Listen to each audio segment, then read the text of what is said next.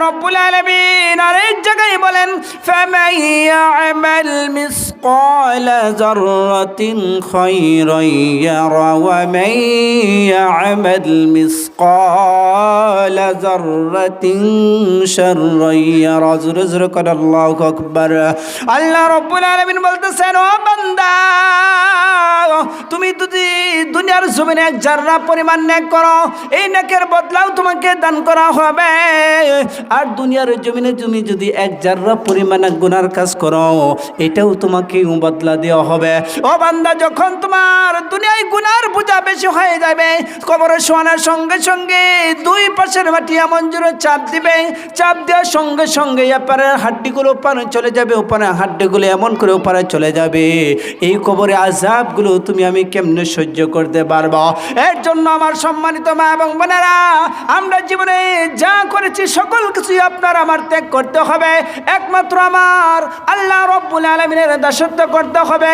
আল্লাহ রব্বুল আলামিন আরেক জায়গায় বলেন, ইন্নাল্লাযীনা ক্বালু, নিশ্চয়ই যারা আল্লাহকে ক্বালু রব্বুনাল্লাহ, যারা আল্লাহ রব্বুল আলামিনকে নিশ্চয়ই যারা রব বলে মানবে, ফালা খাউফুন আলাইহিম ওয়ালা হুম ইয়াহজানুন, তাদের কোনো চিন্তাও থাকবে না, তাদের কোনো ভয় থাকবে না, তাদের কোনো চিন্তাও থাকবে না। কাদের ভয় থাকবে না, কাদের চিন্তা থাকবে না? সম্মানিত মা এবং বোনেরা, কথাগুলো গভীর মনোযোগ দিয়ে শোনার চেষ্টা করবেন। যারা আল্লাহ রব্বুল আলামিনকে রব বলে মেনেছে এবং তার হুকুম হাকমগুলো মেনেছে, তাদের কিন্তু কিয়ামতের ময়দানে কোনো ভয় থাকবে না এবং তাদের কোনো চিন্তাও থাকবে না। তারা তো জানে তাদের মৃত্যু হইতে দেরি হবে, কিন্তু আল্লাহ রব্বুল আলামিনের জান্নাতে প্রবেশ করতে দেরি হবে না। জোরে জোরে করে আল্লাহু আকবার। এর জন্য আমার সম্মানিত মা এবং বোনেরা, যখন তার বাবার কাছে গেলেন এবং তার ভাইয়ের কাছে গেলেন, তার বোনের কাছে গেলেন, তার মায়ের কাছে গেলেন, একে একে সকলের কাছে যখন যে সেই বান্দা একটি নেকের জন্য যখন গেলেন, কেউ যখন তাকে সকলেই অস্বীকার করলেন, কেউ একটি তাকে নেক দিলেন না হাসরের ময়দানে। এমন তো অবস্থায় সেই বান্দা মনটা খারাপ করে যখন আবার তার দিকে চলে আসতেছেন হাসরের ময়দানের দিকে, আসার পরে এক ব্যক্তির সঙ্গে সাক্ষাৎ হয়ে গেল। সেই ব্যক্তি বলতেছেন, ভাই তোমার মনটা কেন খারাপ? এ হাসরের ময়দানে তো কেউ কাউকে চেনে না, তোমার মনটা কেন খারাপ? সেই বান্দা বলতেছেন, ও ভাই কি বলবো আর, আমি একটি নেকির জন্য আমার মায়ের কাছে গেলাম, একটি নেকির জন্য আমার বাবার কাছে গেলাম, একটি নেকির জন্য আমার ভাইয়ের কাছে গেলাম, বোনের কাছে গেলাম, সকলে আমাকে অস্বীকার করলো। এই মুসিবতের ভিতরে আমাকে কেউ একটি নেক দিয়ে উপকার করলো না। এখন আমি কি করব? একটি নেকের জন্য আল্লাহ রব্বুল আলামিন আমাকে জান্নাত দান করতেছেন না। সেই বান্দা বলতেছেন, ওই বান্দা বলতেছেন, আমি তো সারা জীবনভর শুধু গুনাহ করেছি, আমার শুধু একটি নেকি আছে, আর কোনো আমল নাই। যেহেতু আমি জাহান্নামী হয়ে যাব, একটি নেক দিয়ে আর কি হবে? তাহলে এই বান্দাকে একটি নেক দিয়ে দেই, এই বান্দা একটি নেকের উসিলায় জান্নাতে চলে যাক। সুবহানাল্লাহ। তখন সেই বান্দা বলবেন, ভাই আমি তো সারা জীবন দুনিয়ায় বড় শুধু গুনার কাজ করেছি, কোনো ইবাদত বন্দেগী করি নাই, আমার শুধু একটি নেক আছে, যাও এই একটি নেক যদি তুমি এই একটি নেকের উসিলা করে যদি আল্লাহ তাআলা তোমাকে জান্নাত দেয়, তাহলে আমি একটি নেক তোমাকে দান করে দিলাম, এই নেকটি নিয়ে তুমি জান্নাতে চলে যাও। সেই বান্দা যখন হাসরের ময়দানে যাবে, যাওয়ার পর আল্লাহ তাআলাকে বলবেন, হে আল্লাহ, হাসরের ময়দান থেকে আমি একটি নেক নিয়ে আসলাম, এখন আমাকে তুমি মাফ করে জান্নাত দিয়ে দাও। আল্লাহ রব্বুল আলামিন বলবেন, ও বান্দা, এই হাসরের ময়দানে আজকে এত মুসিবতের ভিতরে কি তোকে নেক দিয়ে সাহায্য করলো? সেই বান্দাকে ডেকে নিয়া। যখন সেই বান্দাকে আবার ডাকে নিয়ে আসা হলো, আসার পর বলতেছেন, কিরে বান্দা, এই এত মুসিবতের ভিতরে, এত কঠিন সময়ের ভিতরে এই একে তুই নেক দিয়ে কেন সাহায্য করলি? সেই বান্দা বলবেন, আয় আল্লাহ, আমি তো দুনিয়ায় ইবাদত বন্দেগী করি নাই, সারা জীবন বড় শুধু গুনাহের কাজের ভিতরে লিপ্ত ছিলাম রে মালিক। এই বান্দাকে একটি নেকের উসিলা যদি তুমি মাফ করে জান্নাত দাও, এই উসিলা করে আমি একটি নেক দান করে দিয়েছি।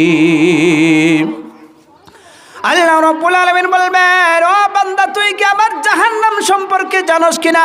কয় হ্যাঁ আল্লাহ, তোমার যে জাহান্নামের এত কঠিন শাস্তি এটা আমি জানি। আয় আল্লাহ, তোমার জান্নাতের যে এত সুন্দর নাজ নিয়ামতগুলো সম্পর্কে এটাও কিন্তু জানি। জানার পরেও তোমার বান্দাকে আমি নেক দিয়েছি। আমার আল্লাহ বলবেন, ও বান্দা, যখন এই মুসিবতের ভিতরে আমার এই বান্দাকে তুই একটি নেক দিয়ে যখন সাহায্য করলি বান্দা, আজকে যদি বান্দা তোকে আমি ক্ষমা না করি তাহলে তোর দয়া আমার চাইতে বড় হয়ে যাবে। যা যা বান্দারে যা, এই মুসিবতের ভিতরে যখন আমার এই বান্দাকে একটি নেক দিয়ে যখন তুই সাহায্য করলি, সহযোগিতা করলি রে বান্দা, যা আমি এই বান্দাকেও মাফ করলাম, তোকেও মাফ করেও জান্নাত দান করলাম। সুবহানাল্লাহ। তাহলে দেখেন আমার সম্মানিত মা এবং বোনেরা, সেইখানে আপনার কোনো কেউ কাজে আসবে না, আপনার আত্মীয় স্বজন কোনো কিছুই কাজে আসবে না। আপনার নিজের জবাব এবং আপনার নিজের আমলের বদলা এবং গুনার বদলা আপনার নিজেরই দিতে হবে। আপনার জন্য কেউ সহযোগিতা করবে না, আপনার পাশে কেউ কিন্তু থাকবে না। এর জন্য আমার মা এবং বোনেরা, এত সুন্দর করে একটি এখানে জান্নাতের বাগান সাজানো হয়েছে। আর শুধু এটাই নয়, এখানে যে একটি কোরআন সুন্নাহর হাদিসের অনুযায়ী একটি মাদ্রাসা চলে, এই মাদ্রাসায় আপনার একটি সন্তানকে দান করবেন, এই সন্তানকে পড়ানোর জন্য দিয়ে দিবেন। এই সন্তান একদিন কোরআনের হাফেজ হবে, এই সন্তান একজন আলেম হবে, এই সন্তান একজন দিনের খাদেম হবে। এই সব আপনি কবরে শুয়ে শুয়ে কাল কিয়ামত পর্যন্ত আপনি পেতে থাকবেন। একটি ঘটনার ভিতরে পাওয়া যায়, একটি তার নাতিন অথবা একটি ছেলে রেখে তিনি দুনিয়ায় নেক সন্তান রেখে তিনি মৃত্যুবরণ করলেন। মৃত্যুবরণ করার পর দেখা যায় সকলেই নেকি বদি করাইতেছেন। এমন করে যখন সকলেই নেক করাইতেছেন, একজন বান্দা তিনি একটি স্বর্ণের চেয়ারে বসে রয়েছেন। বসে থাকার পর বলতেছেন, ভাই তুমি কেন নেক করাচ্ছ না? আমরা সকলেই নেক করাচ্ছি। কয় ভাই আমার নেক করানোর কোনো প্রয়োজন নাই। কয় কেন?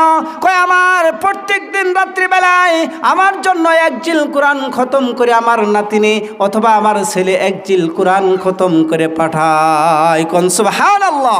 এইগুলো হাদিসগুলো শিক্ষা দেওয়া হয়, শিক্ষার তালিম দেওয়া হয়। এখানে কোনো সন্ত্রাসীর তালিম দেওয়া হয় না, এখানে কোরআন সুন্নাহর অনুযায়ী একজন সুন্দরভাবে দিনদার মুত্তাকিনের তালিম দেওয়া হয়। কিভাবে আল্লাহ রসুলের সুন্নত তরিকায় জীবনযাপন করা হয়, কিভাবে আল্লাহর হুকুম হাকুমগুলো বিধানগুলো মানা হয়, সেইভাবে এখানে তালিম দেওয়া হয়। এখানে কোনো কিছু আজে বাজে তালিম দেওয়া হয় না। এইখানে যদি আপনার সন্তানকে দেন, আপনার সন্তান কাল কিয়ামতের ময়দানে এই উসিলাও করেও আপনাকে জান্নাত দান করবে।